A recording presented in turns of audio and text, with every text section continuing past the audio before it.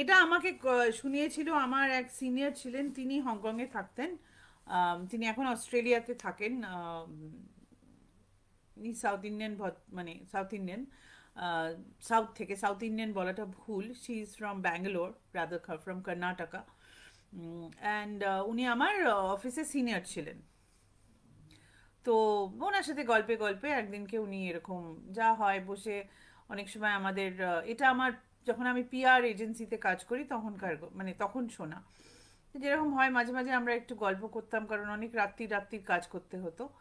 তো সেই সময় ওর হংকংয়ে প্রথম, যখন ও হংকংয়ে থাকে, ও অনেক বছর হংকংয়ে ছিল, অলমোস্ট 15-17 বছর মতন ও হংকংয়ে ছিল। তারপরে ও অস্ট্রেলিয়া সিডনি মুভ করে যায়। তো সেই সময়কার, মানে সেই সময় ও প্রথম যখন যায় তখন ওর, মানে তখন শুনেছিল এই গল্পটা। তো গল্পটা বেশ বেশ পুরনো, মানে আমি এক্স্যাক্টলি তোমাদের ডেট টাইম বলতে পারবো না, বাট ধরে নাও বিটুইন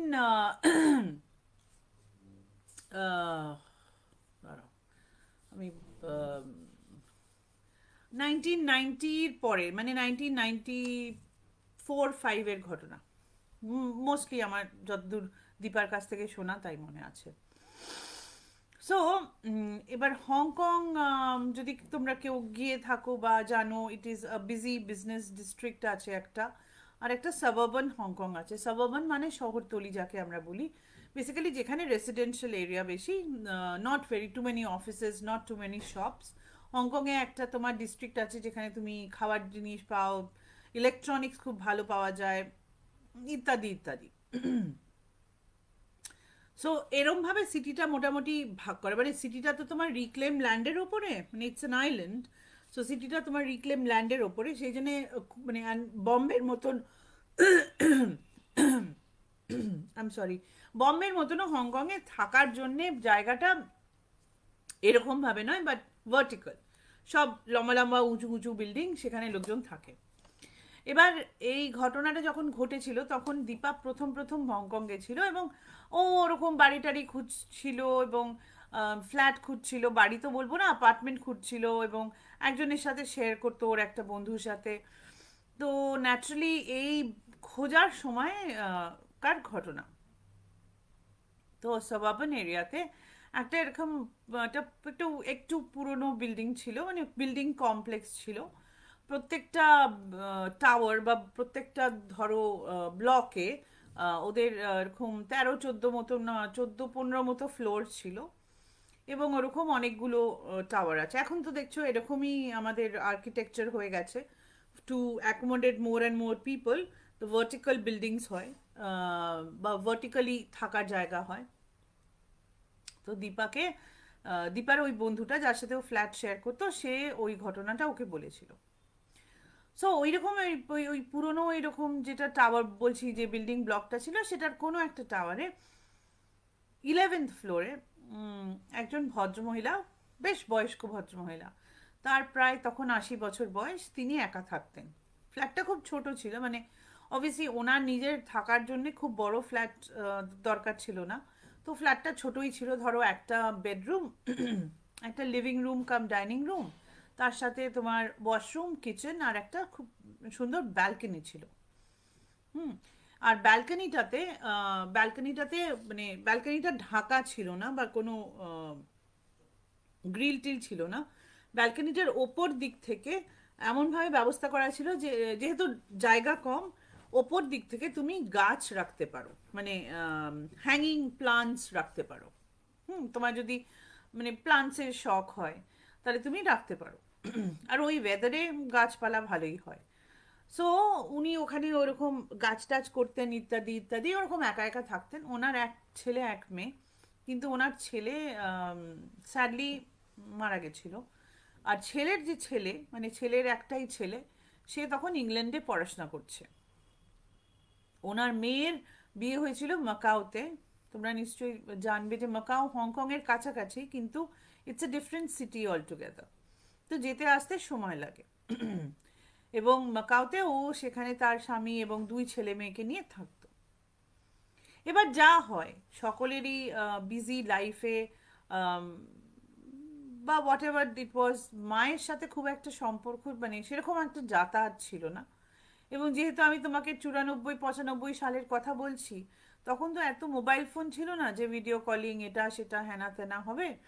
তো ওনারও অত কিছু কমিউনিকেশন ডিভাইস ছিল না, বা মানে ওই কথাবার্তা হতো কিন্তু আস্তে আস্তে আস্তে বুঝতেই পারছো ভদ্রমহিলা একদমই একা হয়ে গেছিলেন, এবং 80 বছর বয়সে উনি একা আছেন, সেটাও একটা রিস্ক। বাট মডার্ন লাইফ এখন আমাদের এরকমই হয়েছে, অনেকেই আম, সেই জন্যে অ্যাসিস্টেড লিভিং বা এরকম জায়গায় থাকেন যেখানে তাদের ছেলে মেয়েরা সঙ্গে থাকে না। তো যাই হোক, এটা হয়েছে ব্যাপার। এবার হয়েছে কি, ভদ্রমহিলা নিজেই সমস্ত কাজ করতেন, যেরকম বাইরে হয়ে থাকে সমস্ত কাজ নিজেই করতেন। এমনকি বাড়িতে ধরো ছোটোখাটো রিপেয়ার ওয়ার্ক, যেরকম ধরো লাইট বাল্ব চেঞ্জ করা বা এরকম ধরনের জিনিস উনি নিজেই করতেন। তো একদিনকে উনি বোধহয় কিচেনে উঠে লাইট বাল্ব চেঞ্জ করতে গেছিলেন, এবং যেটার ওপরে উঠেছিলেন, যে টুলটার ওপরে উঠেছিলেন, সেটা পিছলে যায় এবং উনি ওখান থেকে পড়ে যান, টুলটা থেকে পড়ে যান। এবং পড়ে যাওয়ার পরে ওনার হিপ ভেঙে যায়, না খুব বাজেভাবে ফ্র্যাকচার হয়। কিন্তু যেটা সব থেকে দুঃখের বিষয় সেটা হচ্ছে যে উনি, আর তো কেউ বাড়িতে নেই এবং কেউ আসারও ছিল না, উনি 2 দিন ওই অবস্থায় পড়েছিলেন, এবং ওনার ডাক বা ওনার ক্রাই ফর হেল্প কেউ শুনতেও পায়নি। হয়তো মেয়ে ফোন করেছিল, সেটা ওনার ওনার ওঠার মতন অবস্থা ছিল না। তো 2 দিনে আস্তে আস্তে আস্তে আস্তে জল না পেয়ে এবং বয়সের সঙ্গে এরকম একটা চোট খেয়ে এরকম একটা অবস্থায় উনি মারা যান 2 দিন বাদে। এটা পুলিশের এস্টিমেট যে মোটামুটি উনি আরো 2 দিন মতন বেঁচে ছিলেন। এবার উনি 2 দিন পরে যখন মারা যান, এর পরে আরো 3 দিন লাগে পাশে পাশে যারা নেবার্স ছিল তাদের রিয়েলাইজ করতে যে কিছু একটা হয়েছে, কারণ ওনার ফ্ল্যাট থেকে একটা খুব আহ, মানে একটা দুর্গন্ধ বেরোতে শুরু করে দিয়েছিল। সো ভদ্রমহিলা 5 দিন একা একটা ফ্ল্যাটের মধ্যে মৃত অবস্থায় ছিলেন। না ওনার লাস্ট সময় কেউ ছিল, না ওনাকে সাহায্য করার মতো কেউ ছিল, এবং না কেউ জানতে পেরেছিল। হার্ট ব্রেকিং ব্যাপারটা, আমার কাছে তো ভীষণ হার্ট ব্রেকিং। যাই হোক, 5 দিন বাদে নেবার্সরা পুলিশকে ডাকে এবং পুলিশ ওনার ওনাকে ওখান থেকে নিয়ে যায়। নিয়ে গিয়ে যেহেতু উনি একা ছিলেন এবং ওদের যা যা করার দরকার ওরা সেই সব টেস্ট ফেস্ট করে এটা বের করেন যে উনি এরকম পড়ে গিয়ে মারা গেছেন, অ্যান্ড স্পেসিফিক্যালি ডিহাইড্রেশনে মারা গেছেন, কারণ 2 দিন উনি একদম কোনো জল খেতে পারেননি, মানে ওনার জল খাওয়ার মতনও উঠে নাওয়ার মতনও অবস্থা ছিল না। যাই হোক, তারপরে ওনার মেয়ে এসে ওনার বাড়ি টাড়ি খালি টালি করে নেয়, এবং অবভিয়াসলি উনি ভাড়া থাকতেন, মানে রেন্টে থাকতেন, সেই জন্য ওই বাড়িটা রাখার তো কোনো দরকার নেই, ও বাড়ির চাবি বাড়ি যে মালিক যে ল্যান্ডলর্ড তাকে দিয়ে দেয়। ল্যান্ডলর্ড আবার সেই বাড়িটাকে একটু পেন্ট ফেন্ট করে পরিষ্কার টরিষ্কার করে উম, ভাড়া দেওয়ার জন্য রেডি হয়, কারণ তার তো বিজনেস, সে তো আর ফেলে রাখবে না তার ফ্ল্যাট। এবং যেহেতু উনি নর্মাল মারা গেছিলেন, মানে দেয়ার was no foul play basically, মানে কোনো মানে অ্যাক্সিডেন্ট হয়েছিল, but it was not a murder or suicide or something. তো হংকং হাউজিং রুলসে আছে যে এরকম যদি অঘটন ঘটে, মানে আমি এটাকেও অঘটন বলবো বাট ওদের এটা নেই, যদি কোনো অঘটন ঘটে তাহলে তোমার বাড়ির হাউজিং, যখন তুমি বাড়ি ভাড়া দেবে বা বাড়ি বিক্রি করবে, এটা তোমাকে ডিক্লেয়ার করতে হয়। এটা আমি ইউএসএতেও অনেক জায়গায় দেখেছি, মানে এটা ওদের একটা হাউজিং রুল যে তোমাকে ডিক্লেয়ার করতে হবে। কিন্তু যেহেতু ভদ্রমহিলার death police had not investigated এবং ওরা নর্মালি বলেছিল, সেই জন্যে আম, ওনারা মানে বাড়িওয়ালার কোনো এটাকে রিপোর্ট করার কোনো দরকার ছিল না।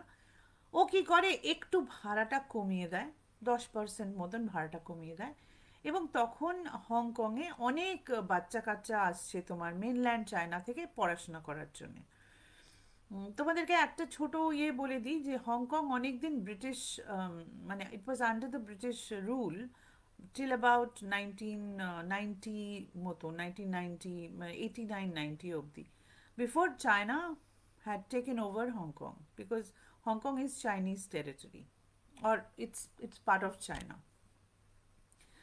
সো সো এটা তো যখন ওরা মানে চাইনিজরা যখন ওরা হংকংটা নিয়ে নিল, তারপরে সেই চায়না থেকে মানে তার আগে পর্যন্ত চায়না থেকে হংকংয়ে গিয়ে পড়াশোনা টড়াশোনা করা খুব মুশকিল ছিল মেনল্যান্ড চায়নার ছেলে মেয়েদের। কিন্তু তারপরে ওটা খুলে যায় যে হংকং ইউনিভার্সিটিজ আছে, ইংলিশটা খুব ভালো, যেটা খুব দরকার সাউথ ইস্ট এশিয়াতে।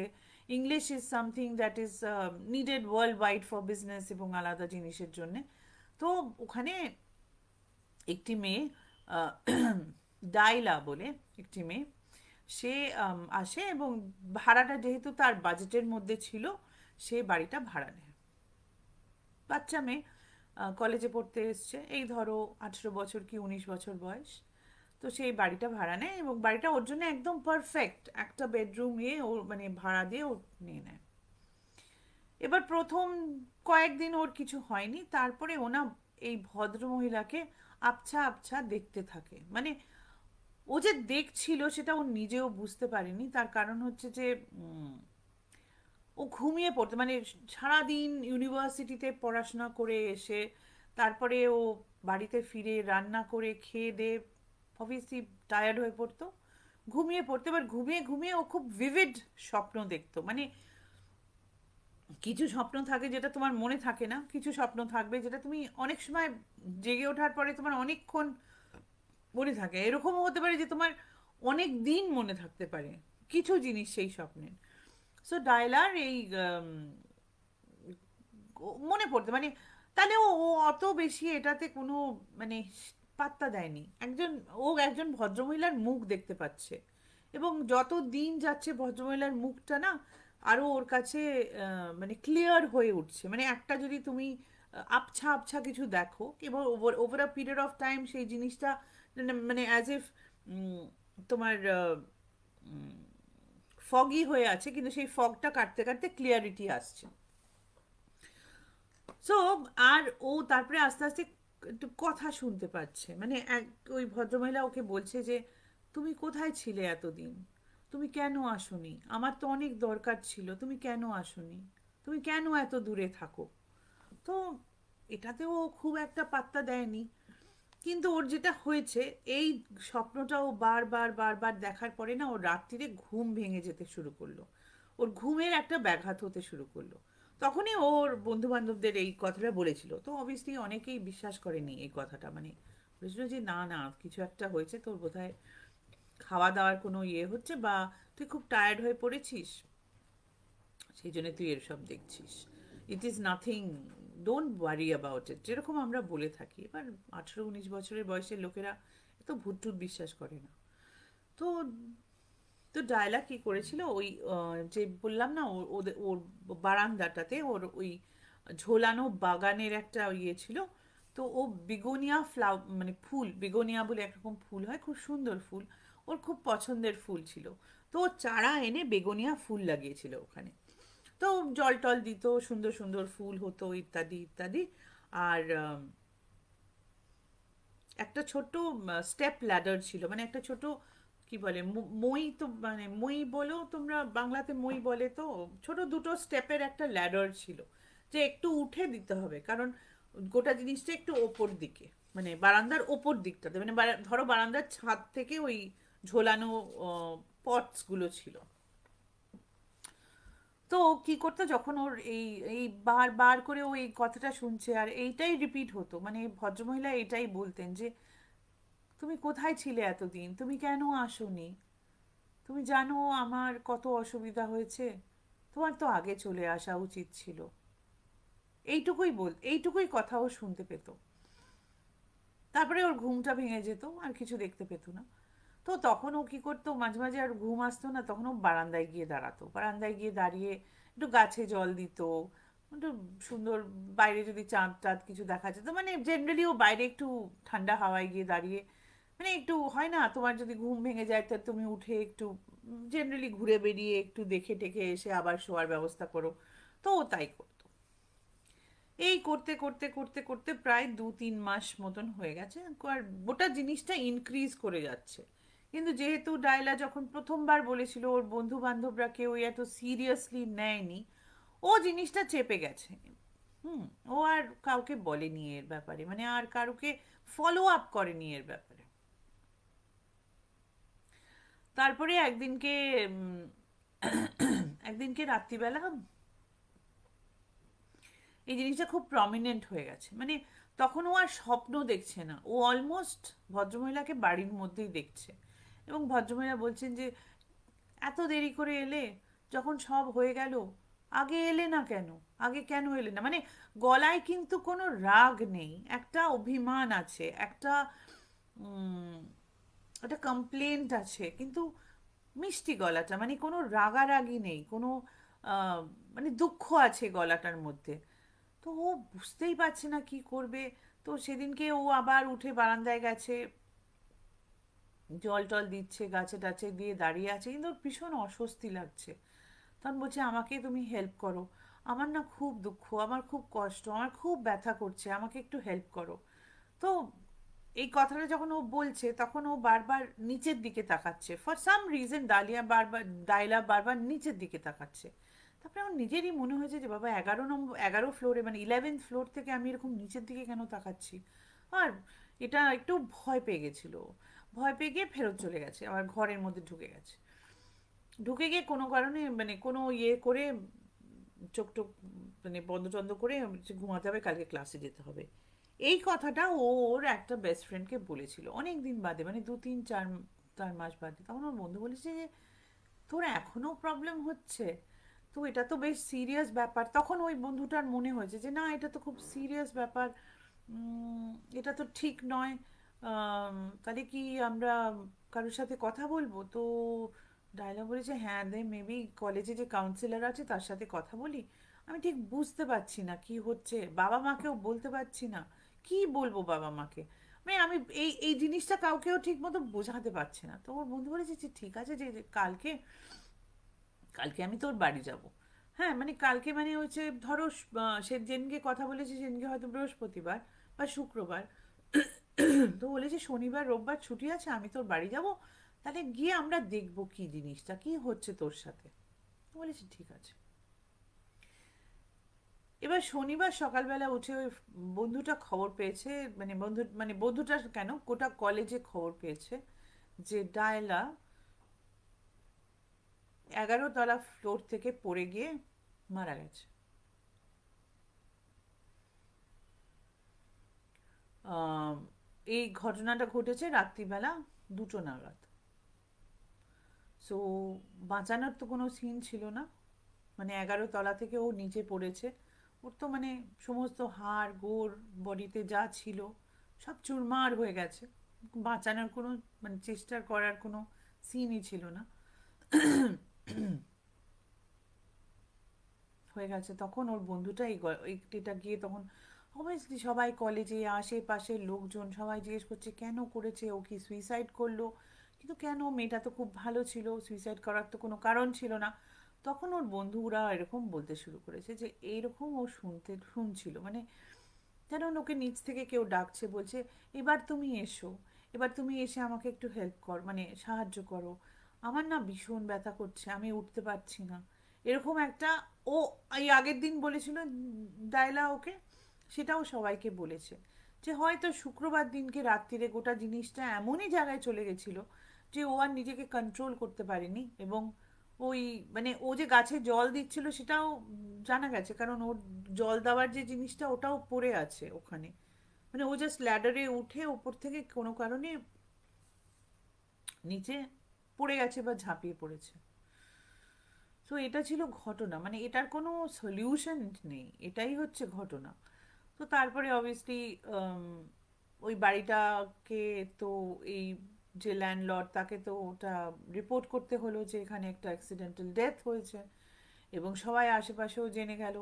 তো অনেকটাও ভাড়াও কমিয়ে দিল, এবং যারা ভূতে ভয় পায় না এরকম লোক যাতে নিতে পারে এরকম চেষ্টা করলো। তো দীপার যে রুমমেট ছিল, সে যখন বাড়ি খুঁজছিল, সে তখন এই বাড়িটা পেয়েছিল, কিন্তু ওকে সবাই মানা করেছিল এই বাড়িটা নিতে, কারণ ও একা মেয়ে থাকবে ওখানে। সেই জন্য বলেছিল যে না, তুমি এটা নিও না। তখন ওই গল্পটা শুনেছিল। খুবই দুঃখজনক একটা ঘটনা। ভয় পাওয়ার মতন তো নিশ্চয়ই আছে, একটা বাচ্চা মেয়ে, তার জীবন শেষ হয়ে গেল। তো হয়তো ওই ভদ্রমহিলা বুঝতে পারেননি যে ওই মেয়েটা ওনার মেয়ে নয়, বা উনি হয়তো এতই একা হয়ে পড়েছিলেন যে উনি একে ওর সঙ্গে করে নিয়ে গেলেন। আমি ঠিক জানি না ব্যাপারটা কি, বাট এটা আমার শোনা আহ, দীপার কাছ থেকে, এবং আমি ভাবলাম তোমাদের সাথে শেয়ার করি। কেমন লাগলো?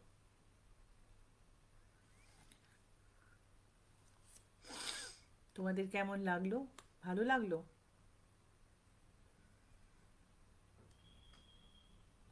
তাপসীকে বলেছে আমি। Rupashree good evening, Indrani good evening, Sukalyan good evening. হুম, খুবই দুঃখের ঘটনা। Good evening Soumya. সৌম্যা, সৌম্যা, দিল্লিতে হলে তোমাকে বলতাম সৌম্যা। বাংলাদেশে মানে কলকাতায় কি বলে? সৌম্য। তুমি মানে Soumya Chatterjee is miss or mister? I get a little confuse, sorry about that. Hello Mahua, শুভ সন্ধ্যা। আমি ভালো আছি। আমাকে দেখতে তো আমি জাস্ট একটা নতুন হেয়ার কাট করেছি গো, আর কিছু না। এটা 1 নম্বর ঘটনাই চলছিল। হ্যাঁ, প্রিয়দর্শিনী ঠিক একদম এই লেভেলে হেল্পলেসের কোনো ইয়ে নেই। হ্যালো রানু।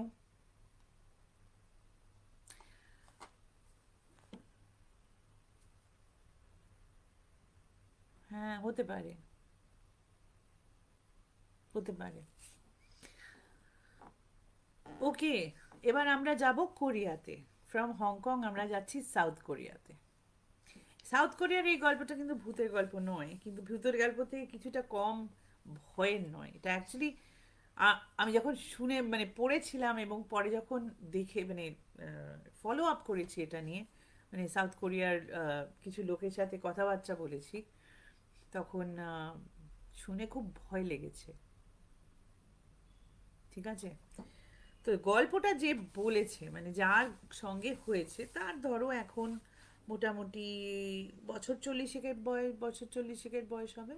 এটা তো 2024, বছর 40-এর বয়স হবে। ওর সাথে যখন এই ঘটনা ঘটে তখন তখন ওটা 2015 সাল। হুম, 2015।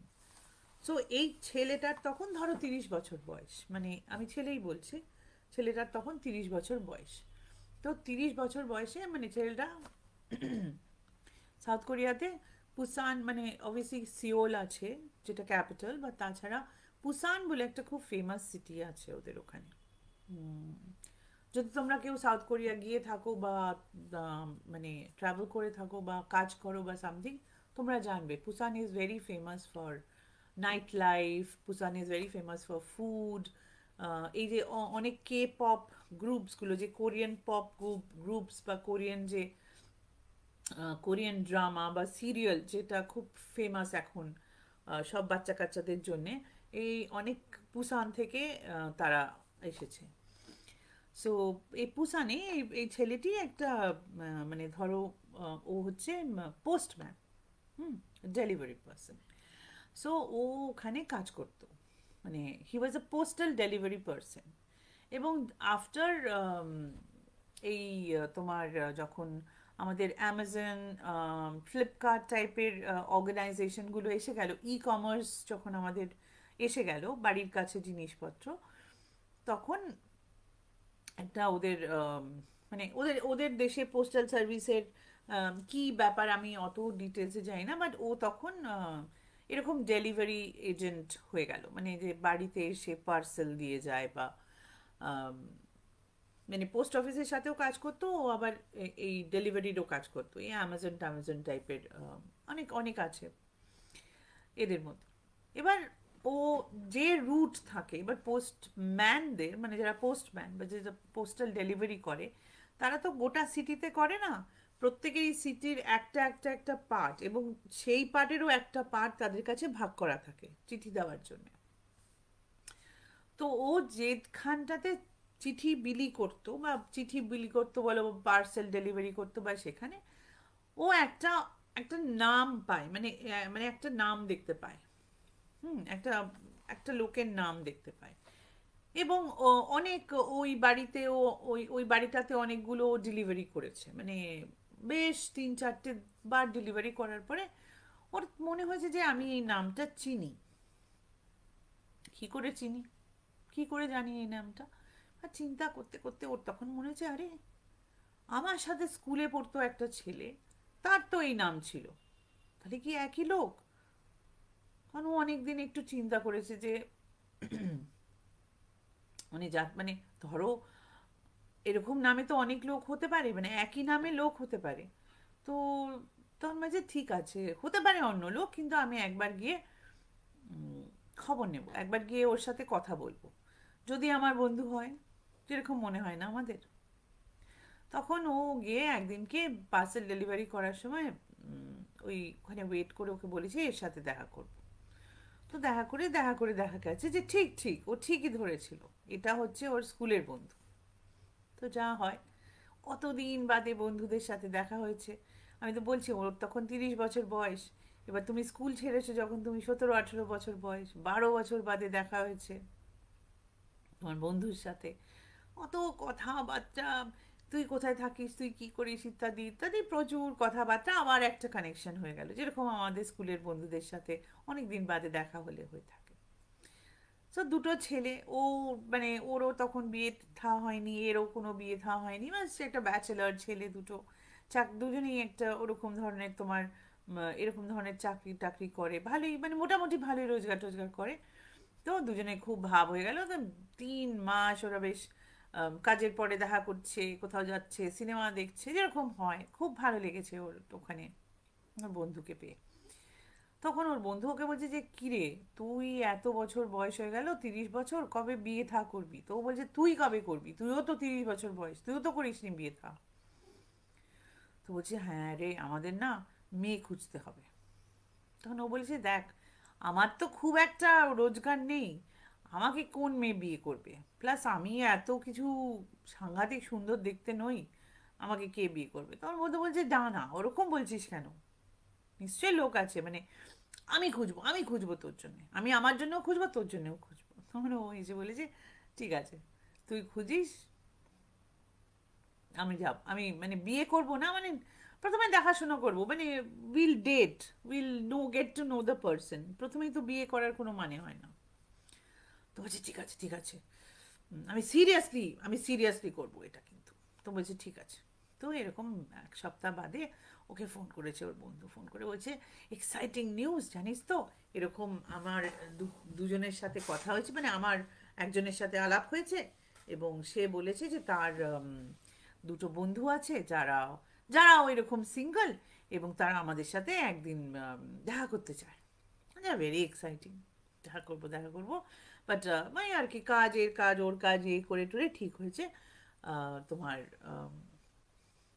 ওরা দেখা করবে, মানে they will go out for drink and dinner. মানে পুসানের একটা খুব ফেমাস সব তোমার বার, খাওয়ার জায়গা আছে সেখানে। তো কটার সময়, রাত্রি 9টার সময় দেখা করবে। তো বলেছে ঠিক আছে, দুজনেই যাব আমরা। ও খুব এক্সাইটেড, ও যে আচ্ছা খুব ভালো, মানে ওকে মেবি সামথিং উইল হ্যাপেন, মানে হবে কিছু একটা, um, দেখা হবে কারোর সাথে, মানে যেরকম হয়ে থাকে, মানে if you are going out on a date, for for both of them it's like a blind date, তারা মেয়েগুলোকে কোনোদিন দেখেনি, যাদের জাস্ট শুনেছে মেয়েদের কথা। ঠিক আছে। তো ওরা বলেছে যে আমাদের সাথে কোথাও একটা তো দেখা করতে হবে। তো ওরা ঠিক করেছে ওই যে যে জায়গা, মানে ধরো একটা জায়গা, ধরো তোমাদের কি বলি, গড়িয়াহাট, ধরো গড়িয়াহাট কলকাতাতে। এবার গড়িয়াহাটে অনেক খাওয়ার জায়গা আছে, শপিং এর জায়গা আছে। তো ওরা ঠিক করেছে যে গড়িয়াহাটের একটা পার্টিকুলারলি ওয়েল নোন দোকানের সামনে দেখা করবে, কারণ কেউ কাউকে মানে ওই আর কি, ফোনে মেসেজে কথা হয়েছে, ছবি দেখেছে, কিন্তু কেউ কাউকে সামনাসামনি দেখেনি।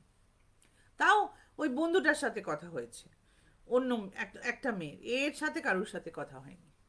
ও গেছে। তো ওখানে গিয়ে মেয়ে দুটো এসছে, মেয়ে দুটোকে তো দেখে ওরা অবাক হয়ে গেছে। দে আর সো প্রিটি, দে আর সো বিউটিফুল।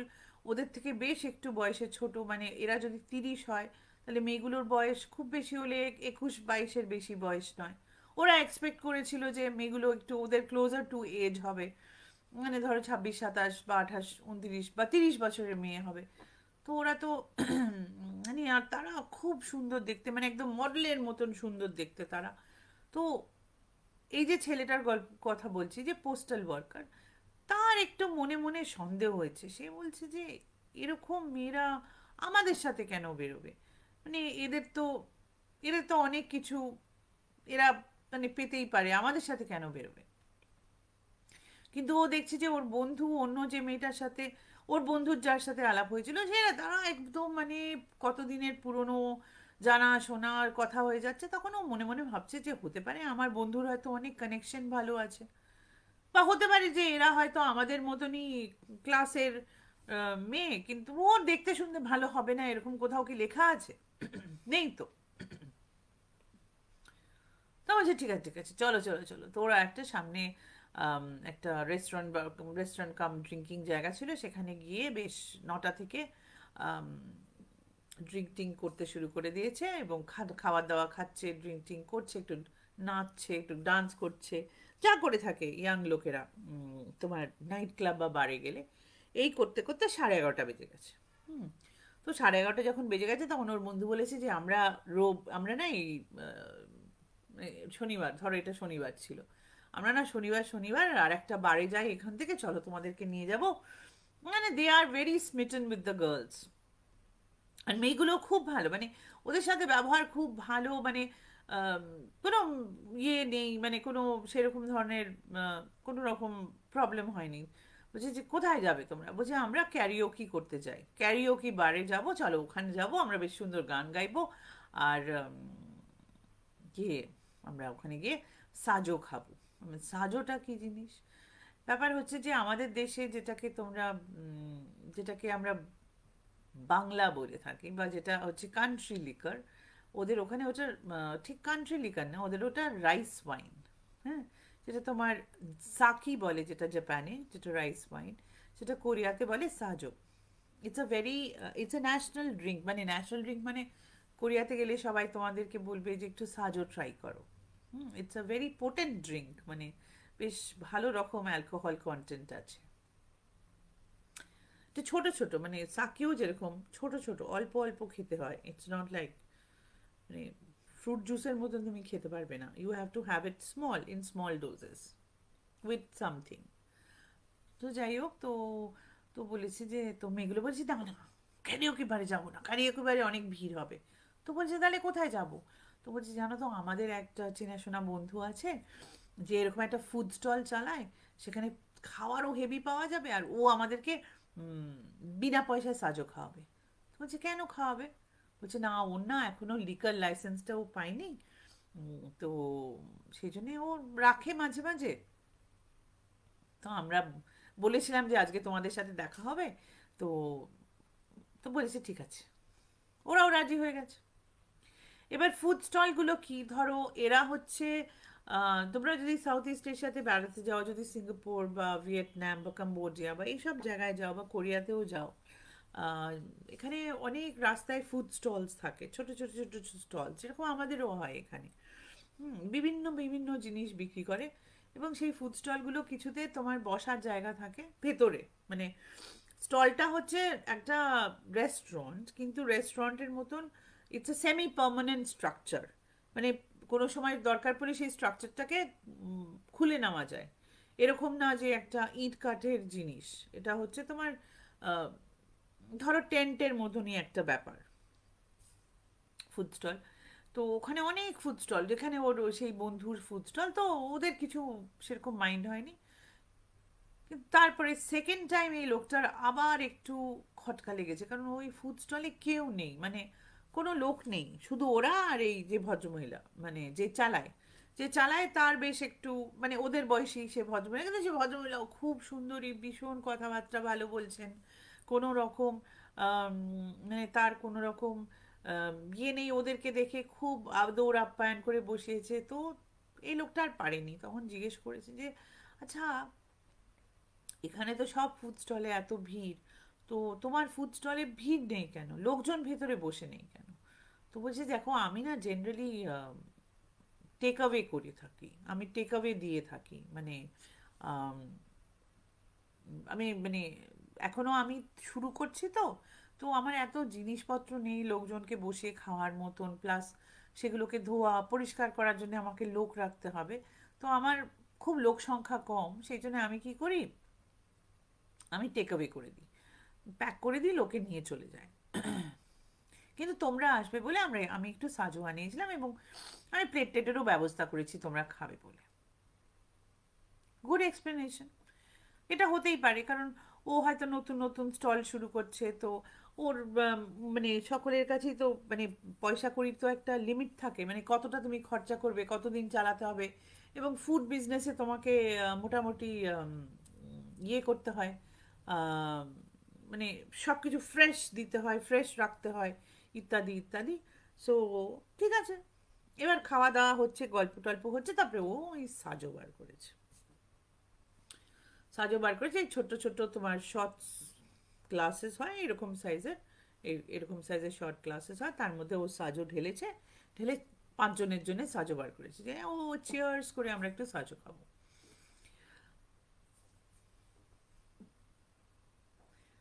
কিন্তু এই সাজো খাওয়ার পরে, মানে পান করার পরে, এই ছেলেটার আর কিছু মনে নেই। ওই যে ওটা ওর গলা দিয়ে পেটে অবধি নেমেছে, সেটাও ওর মনে নেই। ও যখন চোখ খুলেছে, মানে ওর যখন জ্ঞান হয়েছে, তখন ও দেখছে ও একটা হসপিটালে, পাশে ওর মা দাঁড়িয়ে আছে, মা বসে আছে, মা কান্নাকাটি করছে, মানে আহ, ঝরঝর করে না, কিন্তু মা বসে কান্নাকাটি করছে। যেই ও চোখ খুলেছে, সঙ্গে সঙ্গে মা এসে ডাক্তার ডাক্তার ডাক্তার করে ডেকেছে, তো ডাক্তার এসে ওকে চেক টেক করেছে, চেক টেক করে মাকে বলছে না ঠিক আছে ঠিক আছে, এখন এখন ঠিক আছে, চিন্তা করবেন না। তো মা আবার কান্নায় ভেঙে পড়েছে, এবার এই তো কিছু বুঝতে পারছে না, তখন ও বলছে যে আমি কোথায়? তো মা বলছে তুই হসপিটালে আছিস। যে আমি হসপিটালে কোথা থেকে এলাম? ধরো না, তুই গাড়ি একটা অ্যাক্সিডেন্টে ছিলি, সেই গাড়ি অ্যাক্সিডেন্টে সবাই মারা গেছে তুই ছাড়া, তো তোকে হসপিটালে নিয়ে আসা হয়েছে। যে গাড়ি অ্যাক্সিডেন্ট, আমি তো ওই ওর সাথে বসে আরও দুটো তিনটে মেয়ের সাথে বসে ওইখানে খাবার খাচ্ছিলাম, তো সাজও খেয়েছিলাম। তখন ওর মা বলছিল কবে, কবে খেয়েছিলি? বলছে যে শনিবার। বলছে তুই জানিস আজকে কী বার? বলছে কী বার? বলছে আজকে মঙ্গলবার। তোকে রবিবার মানে শনিবার বেশ বেশ রাত্রিরের দিকে, ভোর রাত্রিরের দিকে পাওয়া গেছে, আর তোর এই মঙ্গলবার এসে জ্ঞান এলো, এর আগে তোর জ্ঞানই আসেনি, না হাত পা সব ভেঙে গেছে যেরকম গাড়ি অ্যাক্সিডেন্টে হয়ে থাকে। তো ও যে বিশ্বাস করতে পারছি যে আমি গাড়িতে কি করছিলাম, আমার তো গাড়ি নেই, আমাদের তো কথা ছিল যে ওখানে খাওয়া দাওয়ার পরে আমরা মেট্রো করে বাড়ি ফিরবো। বলছে না তুই ওখানে ছিলি, এবং তোর ওই যে ওই বন্ধুটাও ও মারা গেছে। বলছে না না হতে পারে না, আমার বন্ধু মারা গেছে। খুব এক্সাইটেড হয়েছে, তখন ডাক্তার বলেছে না না ওকে কিছু বলবেন না, ঠিক আছে, দুদিন টাইম দিন ওকে একটু ঠিক হতে। তো যাই হোক দুদিন টাইম দিয়েছে, টাইম দেওয়ার পরে ও ডাক্তারকে বলেছে যে, আমার মাও একটু শান্ত হয়েছে যে ছেলে ঠিক হয়ে যাচ্ছে, ডাক্তাররা বলেছে যে প্রাণের ভয় আর নেই, এবার ঠিক হয়ে গেছে। তখন ওর ডাক্তারকে ওই থাকতে থাকতে ওখানে জিজ্ঞেস করেছে যে আম, আহ, ডাক্তারবাবু সত্যি সত্যি এরা মারা গেছে? বলছে হ্যাঁ তুমি দেখো, আমি তোমাকে লিস্টটা দেখাচ্ছি, আমাদের এখানেই তো সবাইকে নিয়ে আসা হয়েছিল, তুমি ছিলে, তোমার বন্ধু ছিল, আর দুজন আরও লোক ছিল। যে দুজন কে, মেয়ে ছিল? বলছে না না দুটো ছেলে ছিল, দুটো আরও ছেলে ছিল, উম, তারা সবাই স্পট ডেড তুমি ছাড়া। ও কিচ্ছু বুঝতে পারছে না। যাই হোক ঠিকঠাক হয়ে হসপিটাল থেকে বেরিয়েছে, বেরোনোর পরে পুলিশ ওকে বলেছে যে তুমি এসে আমাদের সাথে দেখা করবে। তো পুলিশের কাছে দেখা করতে গেছে। পুলিশের কাছে দেখা করতে গিয়েও যা গল্প শুনেছে সেটাই হচ্ছে সব থেকে ভয়ঙ্কর ব্যাপার এই গল্পে।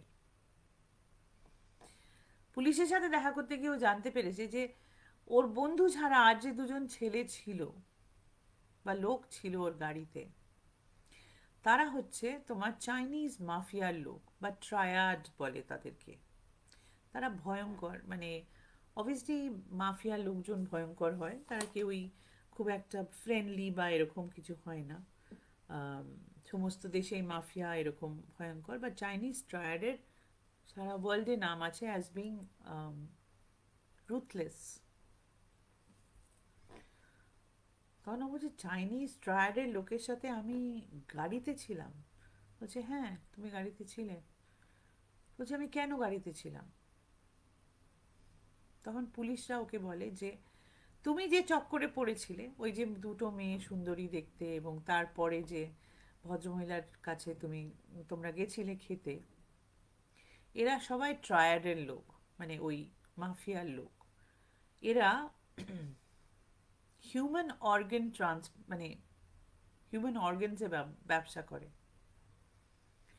তো এরা কি করে, এরকম ধরনের ইয়াং ছেলে বা মেয়ে দেখলে তাদেরকে এরকম সুন্দরী ছেলে বা মেয়েকে দিয়ে ফাঁসায়, বা যাকে বলে হানি ট্র্যাপ করে, এটাকে হানি ট্র্যাপিং বলে।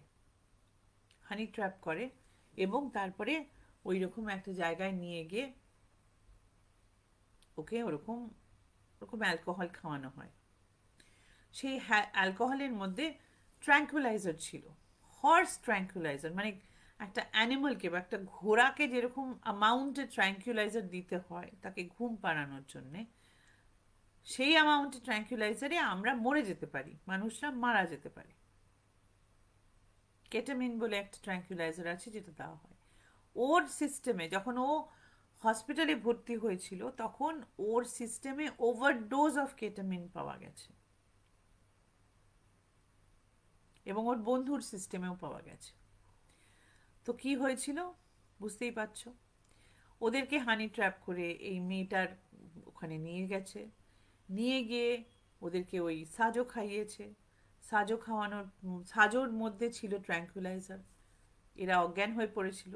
তখন ওই ট্রায়াডের লোকেরা এসে অজ্ঞান হয়ে পড়েছে, এদেরকে নিয়ে যেতে কি লাগবে, গাড়িতে বসিয়ে ওদেরকে চায়না নিয়ে যাচ্ছিল এবং ওখানেই ওরা কোনো বা কোনো কারণে ওদেরকে মেরে ফেলা হতো বা ব্রেন ডেড করে দেওয়া হতো, করে দিয়ে ওদের অর্গ্যানগুলো হারভেস্ট করা হতো।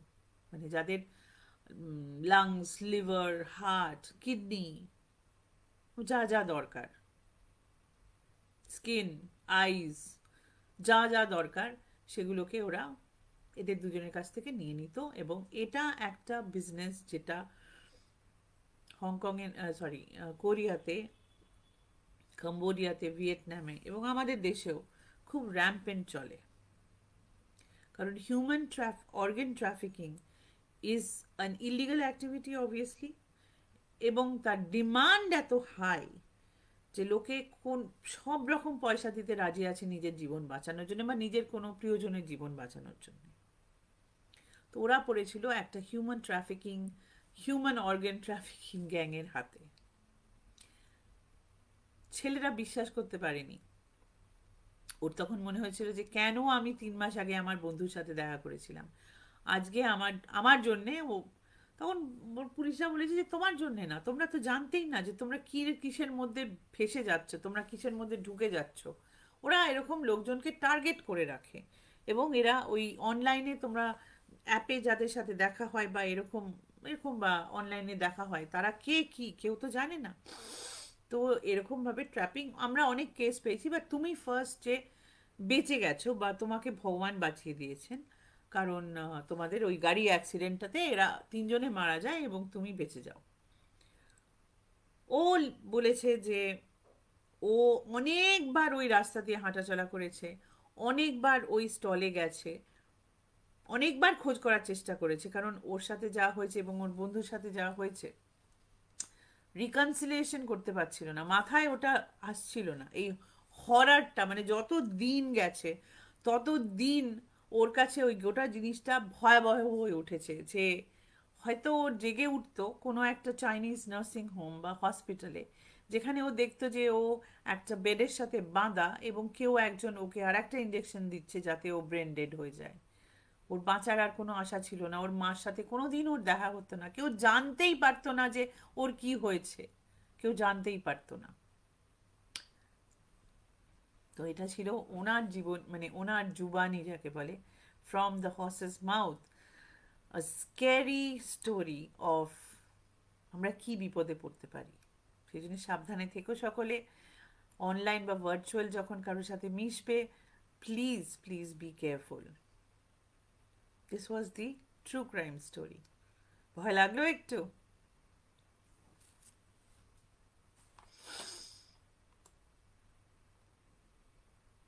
হ্যাঁ সুচরিতা, ডেটিংয়ে আজকাল যাওয়াটা বেশ বিপদ, না কিছু জেনে। উর্মিদি, হার্টলেস ব্যবসা একদিকে বলছো, কিন্তু এত দরকার জিনিসপত্রগুলোর না, যে মানে ওই আর কি, যারা বিক্রি করে তারা এসব কথা চিন্তাই করে দেখে না।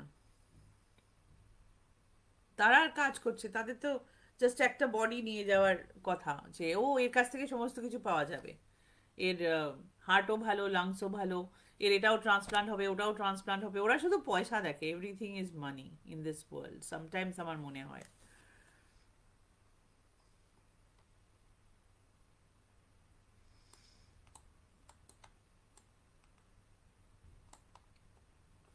ঠিক কথা।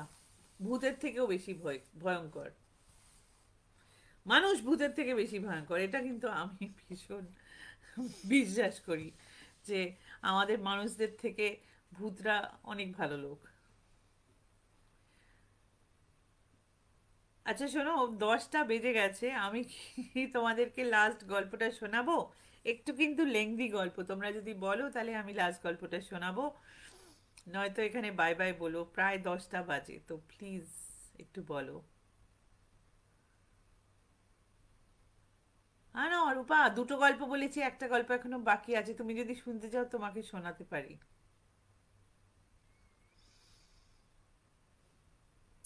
ইয়েস প্লিজ বলেছি Indrani. Okay, my third and last story.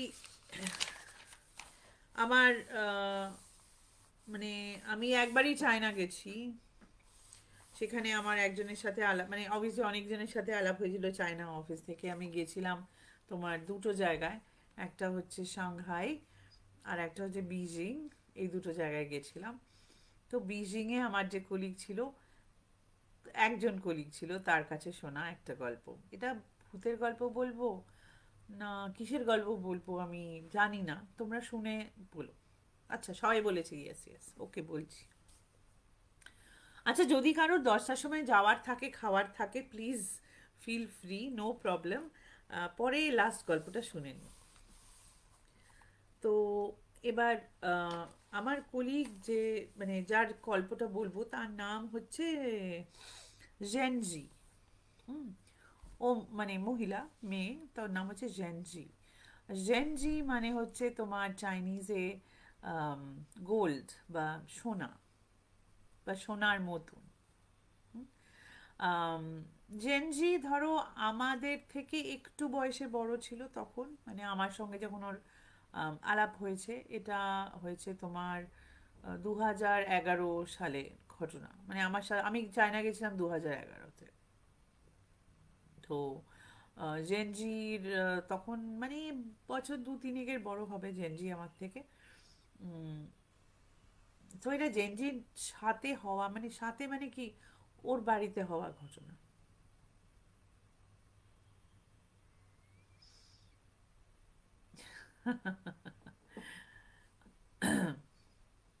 না আমি ম্যান্ডারিন বলতে পারি না, আমি শুধু সেই জানি, একটু একটু জানি, বেশি কিছু জানি না, ওই আর কি। মানে তাও যখন গেছিলাম একটু রাস্তায় বেরোনোর জন্য এই দুটো একটা শুনেছি, শিখেছিলাম, বাট সেটা ভুলে গেছি, ব্যাড। তো আমি গল্পটা তোমাদেরকে বলার আগে আচ্ছা, আমি জেনজির বাড়ির লোকদের কথা বলে নিয়ে তোমাদেরকে আর একটা কথা বলে নিয়ে তারপরে গল্পটা বলবো, হ্যাঁ। তো জেনজির হচ্ছে যে ওর এক আহ, মানে ওর থেকে বয়স, মানে ওর থেকে বেশ বয়সে বড় একজন দিদি ছিলেন। আম, তার নাম হচ্ছে তোমার খোয়া বা ফুল, খোয়া। এবং একটা ভাই বা দাদা ছিল যার নাম হচ্ছে তোমার শিয়ান হাও। তো খোয়া আর শিয়ান হাও হচ্ছে জেনজির দুই ভাই বোন বা দিদি দাদা। জেনজি বেশ ছোট ছিল ওদের থেকে, মানে ধরো দিদির সাথে ওর প্রায় বছর দশেকের ডিফারেন্স, আর দাদার সাথে ওর বছর পাঁচ ছয়েকের তো ডিফারেন্স নিশ্চয়ই। পাঁচ ছ না হলেও সাত, মানে ওই ছ সাত বছরের ডিফারেন্স ছিল। তো এই ঘটনার যখন আমি তোমাদেরকে বলছি তখন হচ্ছে আম, জেনজির বয়স তখন হচ্ছে প্রায় 10, তো দিদির বয়স অ্যাবাউট 20, আর ওর তখন ওই ভাইয়ের বয়স তখন 17 মতন, 16-17 মতন। তো এটা ভালোভাবে বোঝানোর জন্য এই জন্যে আমি কয়েকটা কথা বলবো, প্লিজ তোমরা মাইন্ড করো না, এটা আমি জ্ঞান দেওয়ার চেষ্টা করছি না, বা জাস্ট যাতে তোমরা গল্পটা বুঝতে পারো সেই জন্যে বলছি, আম, মানে বলার চেষ্টা করছি। তো চায়নাতে, the People's Republic of China is an atheist state, নিশ্চয়ই এটা তোমরা সবাই জানো। ও কিন্তু ওরা পাঁচটা রিলিজনকে বা চারটে রিলিজনকে ওরা সাপোর্ট করে, মানে কি বলবো, ওরা চারটে রিলিজনকে রেকগনাইজ করে ওদের দেশে। তার মধ্যে একটা হচ্ছে বুদ্ধিজম, আর একটা হচ্ছে তোমার তাওইজম, আর একটা হচ্ছে তোমার ক্রিশ্চিয়ানিটি। ক্রিশ্চিয়ানিটিতে ওরা ক্যাথলিক এবং প্রোটেস্ট্যান্ট দুটোকেই অফিসিয়ালি রেকগনাইজ করে, and the last one is Islam. So চায়নাতে রিলিজন, মানে এখন তো কমিউনিস্ট রুল অনেক দিন হয়েছে এবং কমিউনিস্টের আন্ডারে country has become atheist, but তার আগে বুঝতেই পারছো প্রত্যেকটা দেশের, আমি এনশিয়েন্ট চায়নার কথা বলছি, ancient China to medieval China to British China to, মানে নাও, এবার এনশিয়েন্ট চায়নাতে অনেক রকম রিলিজন ছিল। এবং আমার রিসার্চ বা আমার লোকের সাথে মিশে কথা বলে যেটুকু মনে হয়েছে যে টাওইজম, যেটা ওদের একটা প্রচলিত বলতে পারো রিলিজন বা ফিলসফি, এবং কনফুসিজম, যেটা কনফুসিয়াসের, মানে ওদের একজন মাঙ্ক বা একজন ধরো লিডার বা একজন, আমাদের যেরকম অনেক সিদ্ধ পুরুষ আছে, Confucius is was one of the সিদ্ধ পুরুষ অফ চায়না। তার যে রিলিজন, তার যে রিলিজন বা ফিলসফি ছিল অনেকটা আমাদের হিন্দু ধর্মের মতন, বা বলতে পারো মোটামুটি হিন্দু ধর্মের মতনই। হিন্দু ধর্মটাকে যদি তোমরা রিলিজন হিসাবে না নাও, কিন্তু ফিলসফি হিসাবে যদি নাও, তাহলে আমাদের যেরকম একটা কোয়েশ্চেন করার এবিলিটি আছে এদেরও তাই আছে। এবং সমস্ত ফিলসফি বা ধর্ম বা পরের রিলিজন ইজ ডিফারেন্ট, বা তখনকার মানে পুরোনো দিনের যে ভগবানের সম্বন্ধে যে আইডিয়াটা ছিল, গডস অ্যান্ড ইমর্টালস, সেটা প্রত্যেকটা দেশে মোটামুটি একরকম। প্রত্যেকটা দেশেই নেচার থেকে বা ন্যাচারাল জিনিস থেকে আমাদের ভগবানকে আমরা বুঝতে শিখেছি। বৃষ্টি থেকে, গরম থেকে, জল থেকে, মানে আকাশে তোমার থান্ডার লাইটনিং থেকে, পাহাড় থেকে, সমস্ত জিনিস থেকে আমাদের ভগবান এসছে, বিকজ তখনকার দিনের মানুষের বেঁচে থাকার ওপরে নেচারের একটা বিশাল বড় রোল ছিল। এখনো আছে, কিন্তু তখন আরো বেশি ছিল, কারণ তখন তো এত বাড়ি ঘর, এত কিছু ছিল না। তো মানুষকে নেচার দেখে এবং নেচারের সঙ্গে থাকতে হতো। May have been a very different life. এখন যেরকম আমরা অনেকেই একটা বয়সের পরে নেচারের কাছাকাছি থাকতে চাই বা ন্যাচারাল লাইফ লিড করতে চাই, এটাই ওয়ে অফ লাইফ ছিল। সেটা ইন্ডিয়াতেও ছিল, চায়নাতেও ছিল এবং অন্যান্য জায়গাতেই ছিল। এই যে এইসব ভাগ বিভাগ, এ খারাপ ও ভালো, এইসব জিনিসগুলো অনেক পরে এসছে। যত মানুষের কাছে পয়সা হয়েছে, বাড়ি হয়েছে, গাড়ি হয়েছে, তার থেকে এই সব ভাগ বিভাগ এসছে। তাছাড়া দেখবে এনশিয়েন্ট ফিলসফি নিয়ে যদি পড়াশোনা করো, মোটামুটি আমাদের সাউথ ইস্ট এশিয়ার এনশিয়েন্ট ফিলসফি নিয়ে যদি পড়াশোনা করো, বা আফ্রিকান বা পার্ট অফ ইউরোপে পড়াশোনা করো, দেখবে there is a lot of similarities, lot of similarities. But আমি তার মধ্যে ঢুকছি না, এবং আমি এত তোমাদেরকে জ্ঞান দিতে চাই না যে তোমরা ভাববে যে ভূতের গল্প বলতে গিয়ে আমি বাজে বকছি। তো আহ, যদিও একটা সময় 1956 এবং তারপরে ওদের ওখানে একটা কালচার রেভলিউশন হয়, বিকজ তখন কমিউনিজম জোর তোর সরে চলছে, এবং কালচার রেভলিউশন হয়ে ওদের ওখানে পুরনো রিলিজনটাকে বাদ দিয়ে দেওয়া হয়, বা বলা হয় যে এগুলো সব রাইটস অ্যান্ড রিচুয়ালস হচ্ছে, দে আর নট গুড ইনাফ, মানে ভগবান ইজ নট, মানে এই মন্দিরে তুমি পুজো করতে যাবে, ইউ আর নট, ইউনো, এগুলো করার কোনো দরকার নেই, এগুলো, মানে কমিউনিজম প্রত্যেকটা দেশ থেকে রিলিজন হটিয়ে দিয়েছিল, বিকজ রিলিজন বা এইরকম ধর্ম এমন একটা জিনিস যে মানুষকে একসাথে নিয়ে আসতে পারে, মানুষের আহ, মানে মানুষকে একটা জায়গায় একটা আইডিয়ার নিচে নিয়ে আসতে পারে, এবং কমিউনিজম কখনোই চায়নি যে এটা হোক, তাই তো। তারা চেয়েছিল যে তাদের ফিলসফিটাই লোকে মানুক, এবং এই পুরনো ফিলসফি লোকে মানুক, না মানুক। এটা মোটামুটি তুমি চায়না, রাশিয়া, আমাদের দেশে যখন কমিউনিজম ছিল, যেখানে যেখানে আছে বা ছিল, এবং সাউথ ইস্টার্ন ইউরোপে, কিউবাতে, এসব জায়গায় খুব ভালোভাবে তোমরা দেখতে পাবে যে পুরনো জিনিস হাটিয়ে দিয়ে নতুন জিনিস করার একটা ওদের আহ, মানে দেবের quite dictatorship in that kind of a thing. যাই হোক, কিন্তু মানুষের জীবন থেকে তো বেরিয়ে যায় না, তুমি বেরোয় যেতে বললেই সেটা বেরিয়ে যায় না, সেটা এত বছর ধরে আছে, তুমি অত তাড়াতাড়ি তাকে এথিস্ট বা তাকে ভগবান বিশ্বাসী নয় করে দিতে পারবে না। এবং টাওইজমে আমি অনেক কিছু পড়েছি যেগুলোর সঙ্গে আমাদের দেশের অনেক মিল আছে, যেরকম ধরো ওরা যেরকম ফিলোসফিতে বিশ্বাস করে, এবং ওদের ধর্মে যেরকম তোমার ভগবান আছেন, এবং তোমার ইমমর্টালস আছেন, আমাদের যেরকম ইমমর্টালস আছেন না, আমাদের তো অনেক এরকম শোনা যায় যে হনুমানজি, আম, তারপরে তোমার পরশুরাম, বিভীষণ, এরা ইমমর্টালস, আমরা শুনেছি এই গল্পগুলো। মানে আমি মার্ভেলের ইমমর্টালসের কথা বলছি না, বা তোমার এই যে এখন যেগুলো সুপার হিরো ইমমর্টালসের দিকে যাচ্ছি না, আমি রিলিজিয়াস বা ধর্মের ফিলোসফিক্যাল ব্যাপার থেকে, যে আমাদের যে হিন্দুইজমে আছে সেগুলোর থেকে বলছি। এটা তোমার চায়নাতেও আছে, তাদের হিরোজ আছে, মানে তাদের এরকম ধরনের তোমার মানে লার্জার দেন লাইফ ফিগার্স আছে যারা ইমমর্টালস। এটা জাস্ট সিমিলারিটি, এটা গল্পের সাথে কোনো সম্পর্ক নেই, বাট আমি জাস্ট বললাম। তো এবার আমি গল্পে ফেরত আসছি, এবং ভেরি সরি আমার জ্ঞানের জন্য, আশা করি তোমাদের খুব বোর করিনি। কেন বলছি তোমরা এবার বুঝতে পারবে। এবার 1917, এটা 1970, সরি 78-79-এর ঘটনা। 1978-79-এ যে মানে তোমার জেন জির যে বড় দিদি, যার ধরো তখন 20 বছর মতন বয়স, she got into a very very fit bad car accident। হ্যাঁ, একটা ওর কার অ্যাক্সিডেন্ট হয়, এবং কার অ্যাক্সিডেন্টের পরে ওর নাম ছিল হচ্ছে খোয়া। খোয়া তোমার কোমাতে চলে যায়। হুম, মানে প্রথমে তো বাঁচারই কোনো আশা ছিল না, তারপরে কোমাতে চলে যায়।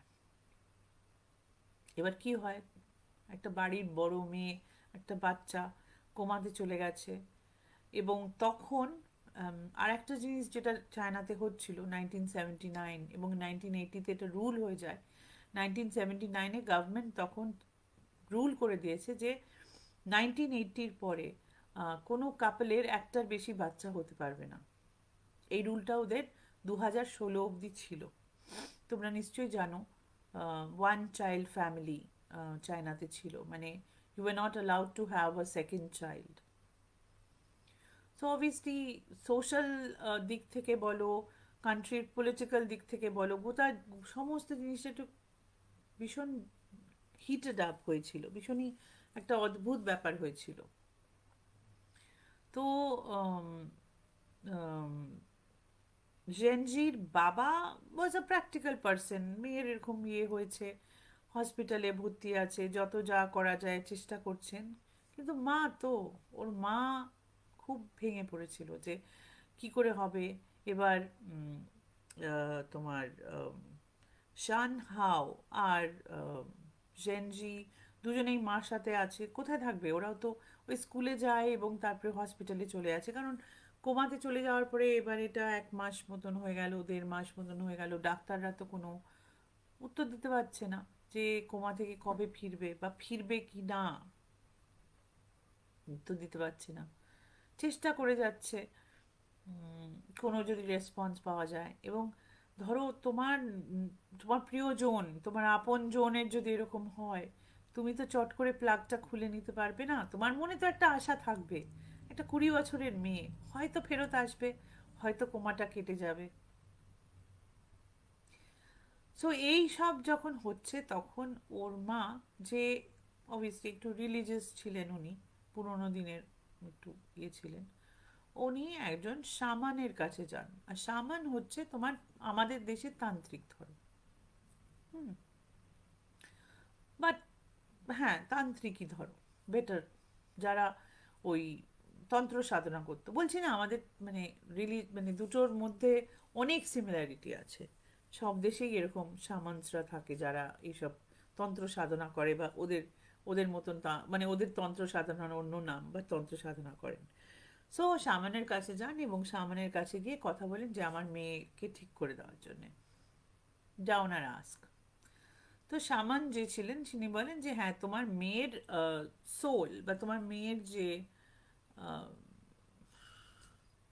সোলের বাংলা কি বলবো, সাজেস্ট করো তোমরা, অন্তরাত্মা বলি, বা তোমার প্রাণ, বায়ু বা প্রাণ যেটা, সেটা দেহ থেকে বেরিয়ে গেছে, সেই জন্য ও কোমাতে আছে। ওটা যদি ফেরত নিয়ে আসা যায় তাহলে তোমার মেয়ে ঠিক হয়ে যাবে। এবার তোমরা বলতে পারো এটা একটা অদ্ভুত কথা বললো আর মা মেনে নিল। মায়ের অবস্থাটা বোঝো, মা তো তখন মানে যা বলবে তাতেই বিশ্বাস করে নিচ্ছে। তখন ও বললো যে ঠিক আছে তাহলে কি করে আনা যাবে। তো উনি বলেও দিলেন যে এইরকম একটা জায়গায় যেতে হবে, সেখানে গিয়ে কোন একটা গাছের পাতা আছে, মানে একটা জায়গায় গিয়ে একটা পার্টিকুলার গাছ আছে, সেখান থেকে সেই পাতাটা নিতে হবে। পাতাটা নিয়ে এরকম করে দাঁড়াতে হবে, দাঁড়িয়ে ওর নাম বলতে হবে। তো ওর ওর প্রাণ যেটা অন্তরাত্মা বা প্রাণবায়ু ওর মধ্যে চলে আসবে। কি করে বুঝতে পারবে? বলবে যে না তোমরা বুঝতে পারবে, দেখবে ওখানে বুঝতে পারবে, ওখানে গেলেই আহ, বুঝতে পারবে। যখন আসবে পাতাটা ভারী হয়ে যাবে, ওটাকে বন্ধ করে তোমার চলে আসতে হবে। এবার একটা বেশ জঙ্গলের মধ্যে যেতে হবে, যেখানে কেউ যায় না, সেখানে গিয়ে সব করতে হবে, সেই গাছ খুঁজে বার করতে হবে। তখন ও বললো যে তারপরে সামান বললো যে না, এ যে এই কাজ তোমার তুমি করতে পারবে না, মানে মা যেতে চাইছিল। বললো না তুমি করতে পারবে না, তোমার বাড়ির কোনো ছেলেকে করতে হবে, তোমার হাজবেন্ডকে পাঠাও। তো ওনার হাজবেন্ড তো এইসব বিষয়ে একদমই বিশ্বাস করে না, সে তো করবে না, সে যাবে না। উম, তখন ও কি করবে, এরকম কাঁদতে কাঁদতে চলে এসছে। ও হসপিটালে বসে আছে, বসে বসে কাঁদছে, মাথায় হাত দিচ্ছে যে আমার মেয়ের কি হবে। আর তো উনি বলেছেন যে মানে যে যাবে তাকে রক্তের সম্পর্কীয় হতে হবে। তখন এই শিয়াও শিয়াও হাও যে আছে, শিয়া হাও নামের মানে হচ্ছে হিরোইক বা ওয়ান্ডারফুল, দুটোই হতে পারে। তো জিজ্ঞেস করেছে মাকে যে মা উম, কি হয়েছে, দিদি কি খুব শরীর খারাপ হয়েছে? মানে ওরা তো জিজ্ঞেস করছে যে, তো মা বলছে না, না রে শরীর খারাপ হয়নি। বলছে না তুমি বলো না আমাকে, বলছে না না কিছু হয়নি। তো ওরা রোজ আসে, হসপিটালে ফেরত যায়, আর মা তো এরকম 2 দিন 3 দিন এরকম ভুগছে, ভাবছে কি করে যাবে, হাজবেন্ডকে কি বলবে, রাজি করাবে, কি করে রাজি করাবে, রেগে গিয়ে রাজি করাবে, খাওয়া বন্ধ করে রাজি করাবে, কি করে হাজবেন্ডকে রাজি করাবে যে গিয়ে ওই পাতার মধ্যে মেয়ের প্রাণ নিয়ে আসবে। তো তখন কিছুতেই সাহস কুলাচ্ছে না, প্লাস হাজবেন্ডকে বলবে কি করে বুঝতে পারছে না। তো মনে মনে তো এটা মানে এখানটা দ্বন্দ্ব চলছে, এরকম একটা ডিপ্রেশনের মধ্যে আর একটা ফাইট চলছে ওনার মনে, মানে শান্তি নেই। তো ছেলে তখন ওকে জিজ্ঞেস করে, ছেলে তো 17-17 বয়স, ছেলে তখন ওকে জিজ্ঞেস করেছে যে কি হয়েছে মা, বলো না প্লিজ, আমাকে বলো, বলো আমাকে। তখন একদিন ছেলেকে উনি বলেছেন, ছেলেকে বলার পরে ছেলে 17 বছর বয়স, সে বলেছে আমি যাব, দিদিকে আমি বাঁচাবো। তখন উনি বলছেন না না, তোকে আমি ওই বনের মধ্যে ওই জঙ্গলের মধ্যে যেতে দিতে পারি না, আর তুই তো গাছও চিনিস না।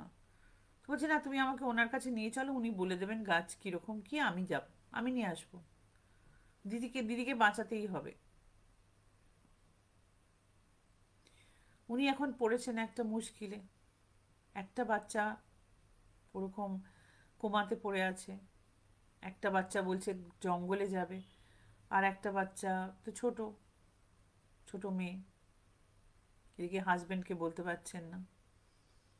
তো উনি আম, এবার 2-3 দিন সময় নিয়ে মন শক্ত করে বললো যে তুই যাবি, তুই যেতে পারবি? বললো হ্যাঁ হ্যাঁ হ্যাঁ, আমি যাব, আমার কোনো ভয় নেই, আমি যাব। তো এই সামানের কাছে উনি ছেলেকে নিয়ে গেলেন। ও সামান দেখে বললো যে এ তো বড় ছোট, এর তো বয়স তো কম।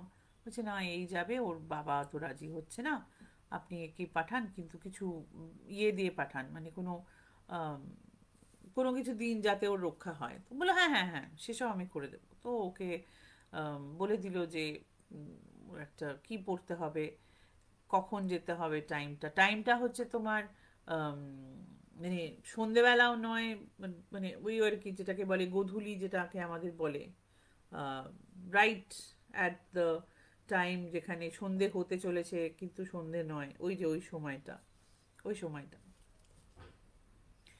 যেতে হবে, যাও যাও। তো হাতে কি সব বেঁধে টেঁধে দিলেন এবং ওকে গাছটা দেখিয়ে দিলেন, কোন গাছ, সেখান থেকে কিরকম পাতা নিতে হবে, কোন দিকে তাকিয়ে দাঁড়াতে হবে, কতবার নাম বলতে হবে, সব শিখিয়ে দিলেন ওকে। ছেড়ে তো চলে গেল। উম, শাহাও শিয়ান হাও তো চলে গেল। মা পৌঁছে দিয়ে এসেছিল জঙ্গলের ইয়েটার অবধি, বলেছিল যে তুই আসবি যখন, তখন আমি থাকবো এখানে, আমি বাইরে বসে আছি। মেয়েকে ওই 10 বছরের ওই জিজান, সরি জেন জিকে বলে এসছে যে তুই এখানে থাকবি, বাবা যদি আসে বাবাকে বলবি আমি একটু কাজে গেছি। এবার দেখো, এটা করতে করতে 2 মাস হয়ে গেছে, তো লোকজন কাজও করতে হবে, কাজ না করলে হবে না। তো মা জঙ্গলের বাইরে বসে আছে, ছেলেও জঙ্গলের ভেতরে ঢুকেছে। 1 ঘন্টা, 2 ঘন্টা, 3 ঘন্টা, 4 ঘন্টা, 5 ঘন্টা হয়ে গেছে, ছেলে জঙ্গল থেকে বেরোতে পারছে না, যে বেরোচ্ছে না। মার তো তখন সাংঘাতিক অবস্থা, মা তো তখন বুঝতে পারছে না কি হয়েছে। এবার মা জানেও না ছেলে কোন দিকে গেছে, কারণ উনি যিনি ডাইরেকশন দিয়েছিলেন তিনি বলেছিলেন যে আপনি থাকলে হবে না, আমি ওকেই ডাইরেকশন দেব। তো মা তারপরে মানে যাই হোক করে জঙ্গলের মধ্যে ঢুকেছে, ওখানে ওর নাম ধরে ডাকছে, খুঁজছে, বেড়াচ্ছে, মানে ঢুকে যে, তখন তো মানে ধরো 5 ঘন্টা বাদে, সন্ধে হওয়ার 5 ঘন্টা বাদে, তার মানে ধরো অ্যাটলিস্ট তখন প্রায় রাত্রির 12টার কাছাকাছি বাজে। তো 12টা না হলেও 11টার কাছাকাছি বাজে, সব তো অন্ধকার হয়ে গেছে, কিছু তো দেখা যাচ্ছে না। মা তো জঙ্গলের মধ্যে ওরকম চিৎকার চেঁচামেচি করে কান্নাকাটি করে ঘুরে বেড়াচ্ছে, ঘুরে বেড়াচ্ছে, ছেলেকে খুঁজে কোথাও খুঁজে পাচ্ছে না, ছেলে কোথায়। তো এরকম মার আওয়াজ টাওয়াজ শুনে ওখানে যে জঙ্গলের ওখানে যারা পুলিশ টুলিশ তারা কি তারা এসেছে, জিজ্ঞেস করেছে কি হয়েছে। কারণ উনি তো আর বলতে পারছি না যে ছেলেকে এই কাজে পাঠিয়েছেন, উনি বলছেন আমার ছেলে ঢুকেছিল এখানে সন্ধ্যেবেলা, হারিয়ে গেছে, মানে আমি তাকে কোথাও খুঁজে পাচ্ছি না। পুলিশ বলছে এই জঙ্গলে আপনি কেন ছেলেকে পাঠিয়েছেন, এখানে কেউ ঢোকে না, এখানে অনেক ওয়াইল্ড মানে জানোয়ার, মানে জন্তু জানোয়ার আছে, প্লাস কত আজে বাজে লোক এখানে ঢোকে, এখানে কি কেউ ঢুকতে দেয়, কত বড় ছেলে আপনার? যে 17 বছর বয়স। বলছি না, এই অন্ধকারে তো কিছু খোঁজা যাবে না। ওরাও একটু আলো টালো দিয়ে চারিদিকে খুঁজে টুজে ইয়ে করেছে, কারণ মা তো বাড়ি ফিরতে পারছে না। এদিকে ওইদিকে বাবা চিন্তা করছে যে মা আর ছেলে কোথায়, তিনিও তো কিছু জানতে পারছেন না।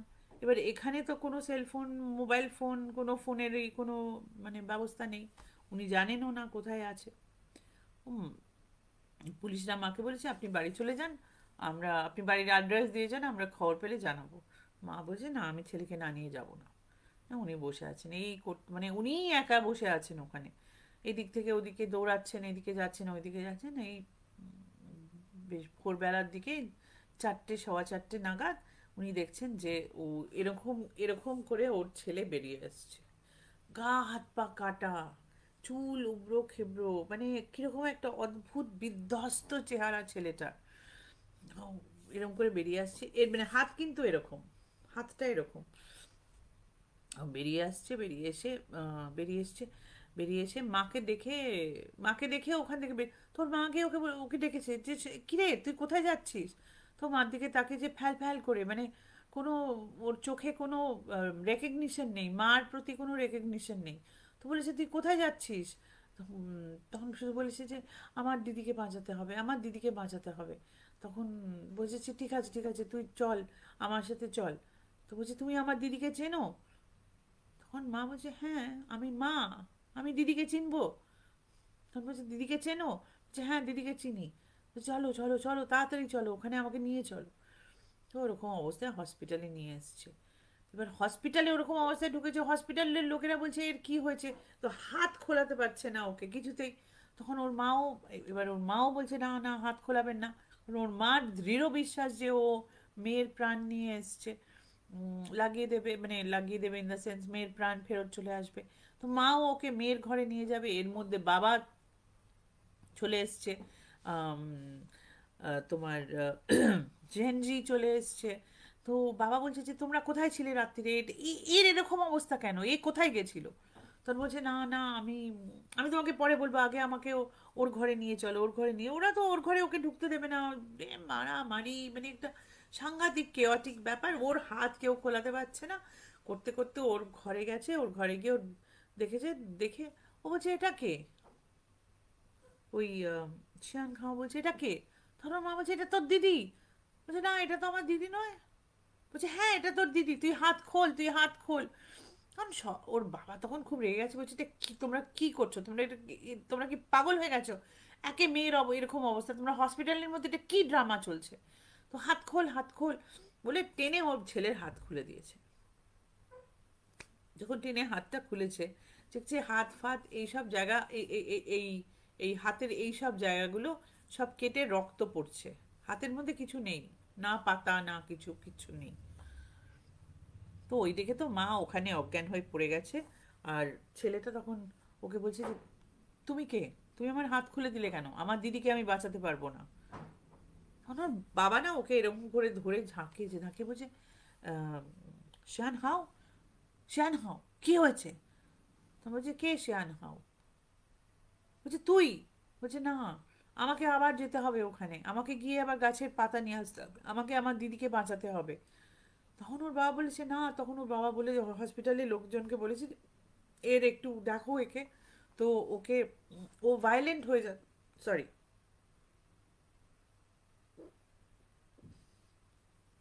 একটু জল খাচ্ছে,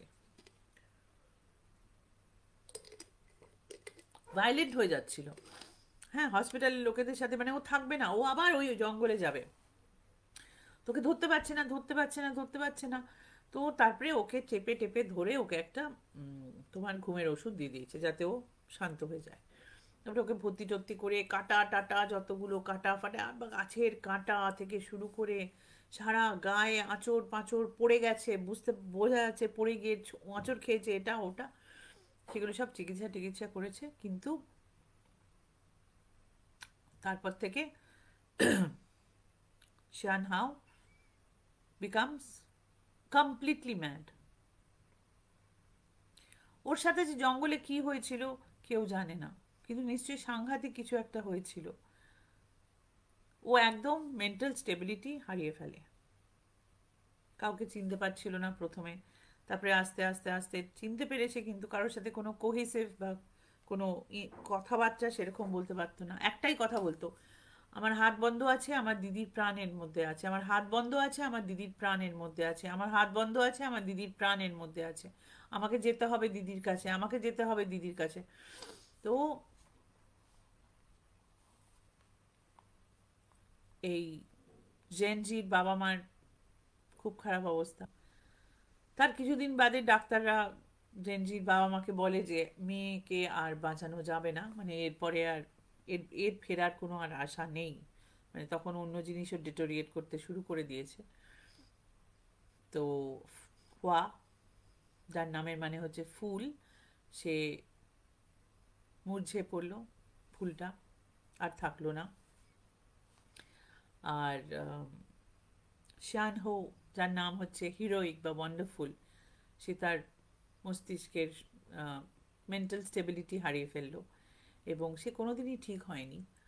তো জেনজি সাথে ওর সম্পর্ক এখনো আছে, কারণ ওকে একটা মানে যেখানে যেরকম এদের মেন্টাল একটা ইনস্টিটিউশনে ও থাকে, অনেকটা ঠিক হয়েছে এখন, অনেকটা বয়সটা বেড়েছে তো অনেকটা ঠিক হয়েছে, কিন্তু মাঝে মাঝে কিন্তু ও আবার ওই হাত আটকে ফেলে এরম করে, কেউ খুলতে পারে না। আর ও ওই কথাটা বলে আমার দিদিকে বাঁচাতে হবে, আমাকে জঙ্গলে যেতে হবে। ওরা নিয়ে নিয়েছে আমার কাছ থেকে, ওরা নিয়ে নেওয়ার চেষ্টা করেছিল। মানে ওভার দ্য ইয়ার্স ছোট ছোট ছোট ছোট করে জেনজি বোঝার চেষ্টা করেছে ওর সাথে কি হয়েছে। কিছু ভয়ঙ্কর হয়েছিল ওখানে। ওর হয়তো মনে হয়েছিল পেছনে কেউ তাড়া করছে, ওর হাত থেকে প্রাণটা নিয়ে নেবে, ও পাতাটাকে বাঁচাতে পারছে না, ওকে কেউ পেছন থেকে টেনে নিচ্ছে, মানে এরকম। মাঝে মাঝে মাঝে মাঝে যখন ও একটু ঠিক হতো তখন এরকম উল্টো উল্টো পাল্টা, এরকম উল্টো পাল্টা বলবো না, এরকম ধরনের কথা বেরিয়েছে।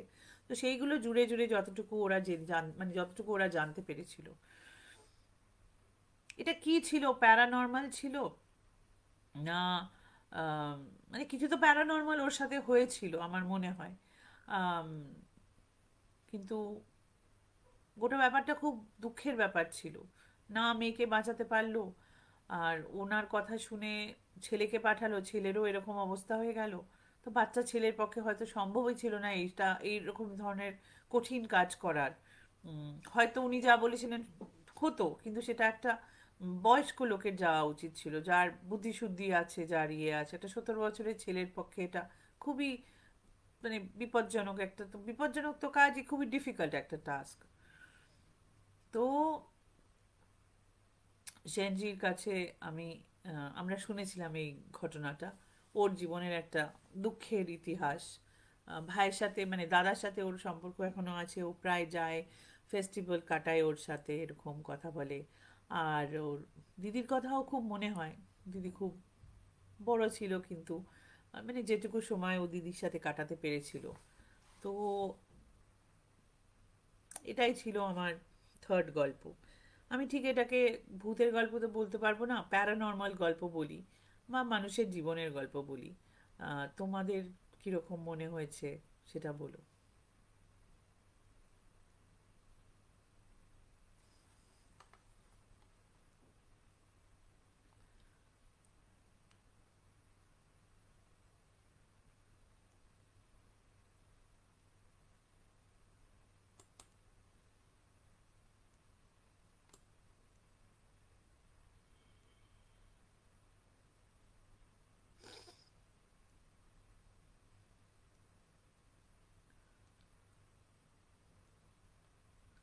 হ্যাঁ অরূপা, ওটা তো পুরোপুরি political, but I have met and read about the shadow children of China quite a lot. It's a very sad story. But এটা আমি তোমাকে 1980-র আগের ঘটনা বলছি, যেখানে more children were allowed. I am sorry, আজকে আমার তিনটে ঘটনায় খুব কষ্টকর ছিল, কিন্তু গল্পগুলো খুব সুন্দর ছিল, তাই ভাবলাম তোমাদেরকে বলি। থ্যাংক ইউ দিদি। কমপ্লিটলি ক্রিপি লেগেছে তোমাদেরকে। হ্যাঁ আজকের ঘটনাগুলো বড়ই কষ্টের, I am sorry about it. Binudi hello.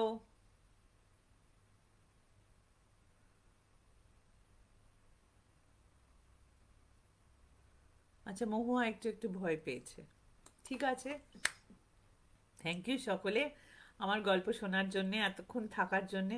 I am very sorry, আজকের সেশনটা একটু বেশিক্ষণ হয়ে গেছিলো। আশা করি তোমরা খুব বোর হয়ে যাওনি। তো সবাই যারা পরে দেখবে কাইন্ডলি সাবস্ক্রাইব করো, মানে সাবস্ক্রাইব করেই দেখবে। আশা করি বন্ধু বান্ধবদের নিয়ে আসবে। লাইক এবং কমেন্ট করতে ভুলো না। যারা ইউটিউবে দেখবে আমার ভিডিওটা এরপরে, আমার ইউটিউবের বন্ধুরা, তারা প্লিজ লাইক শেয়ার কমেন্ট করো। অ্যান্ড প্লিজ তোমার বন্ধু বান্ধবদের, বাড়ির লোকেদের, পাড়ার লোকেদের বা বিভিন্ন দেশের লোকেদের বলো আমাদের টিমটা জয়েন করতে, আমাদের গ্রুপটা জয়েন করতে, আমাদের সাথে এসে গল্প শুনতে। সকলে ভালো থেকো, সকলের উইকেন্ড যেন খুব ভালো কাটে। অরূপা, সুন্দর সুন্দর মিষ্টি বানালে দু একটা আমাদের দিকে পাঠিও, স্পেসিফিক্যালি আমাকে পাঠিও, ঠিক আছে?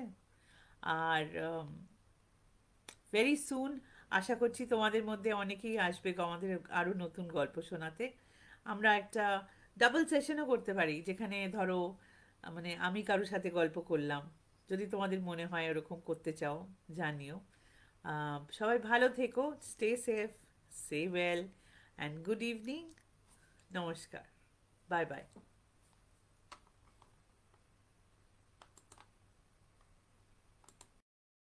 Please subscribe to our channel Hana Tales. Comment, share, like, and don't forget to hit the notification bell for more videos.